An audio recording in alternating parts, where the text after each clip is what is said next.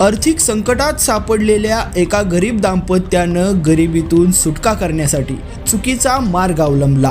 कर्जाच्या ओझ्याखाली दबलेल्या या जोडप्यानं सोशल मीडियावरील काही व्हिडिओ पाहून घरच्या घरी बनावट नोटा छापायला सुरुवात केली। सुरुवातीला हा त्यांचा व्यवसाय कोणाच्याही लक्षात आला नाही, पण एका छोट्याशा खरेदीनं अखेर दोघांनाही तुरुंगात पोहोचवलंय। नेमकं काय आहे हे संपूर्ण प्रकरण पाहण्यापूर्वी लगेचच येस प्राईम न्यूजला सबस्क्राईब करा आणि त्यानंतर बेल आयकॉन दाबायला मात्र विसरू नका। छत्तीसगडमधील दुर्ग जिल्ह्यातील ही घटना आहे। पोलिसांनी छापा टाकून अरुण कुमार तुरंग आणि त्याची पत्नी राखी तुरंग या पती पत्नीला अटक केली आहे। पोलिसांच्या कारवाईत त्यांच्या घरातून एक कलर प्रिंटर आणि तब्बल 1,70,000 रुपयांच्या बनावट नोटा या जप्त करण्यात आलेल्या आहेत। अरुण आणि राखी हे दाम्पत्य आर्थिक विवंचनेत अडकलेलं होतं। त्यांच्या डोक्यावर मोठं कर्ज असल्यानं त्यांनी सोशल मीडियावरील पाहिलेल्या व्हिडिओच्या आधारे बनावट नोटा छापण्याचा निर्णय घेतला। त्यांनी ऑनलाईनच कलर प्रिंटर आणि लागणारं साहित्य मागवलं व घरातच बनावट नोटा छापण्यास सुरुवात केली।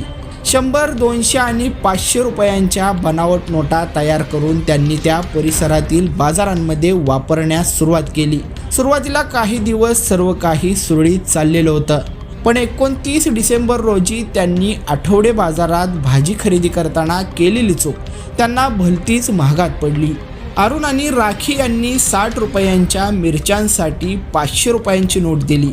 त्या भाजी विक्रेत्यानं त्यांना 440 रुपये परत केले, पण काही वेळानंतर त्यांनी दिलेली नोट बारकाईने पाहिल्यानंतर त्या व्यापाऱ्याला ती नोट संशयास्पद वाटली। त्यानं तात्काळ पोलिसांना याबद्दल माहिती दिली। पोलिसांनी बाजारात पोहोचून दोघांनाही ताब्यात घेतलं। त्यांच्या घेतलेल्या झाडाझडती दरम्यान पोलिसांना काही बनावट नोटा मिळाल्या। चौकशीत अरुणनं कबूल केलं की दोघांनी सोशल मीडियावरील व्हिडिओ पाहून बनावट नोटा तयार करण्याची कलाही आत्मसात केलेली होती। त्यानंतर पोलिसांनी त्यांच्या घरावर छापा मारून प्रिंटर आणि मोठ्या प्रमाणात बनावट नोटा या जप्त केलेल्या आहेत। आता या चुकीच्या मार्गाचा फटका तुरुंग दाम्पत्यांना बसला असून गरिबीतून सुटण्यासाठी त्यांनी निवडलेला हा गैरमार्ग आता त्यांना तुरुंगामध्ये घेऊन गेलाय।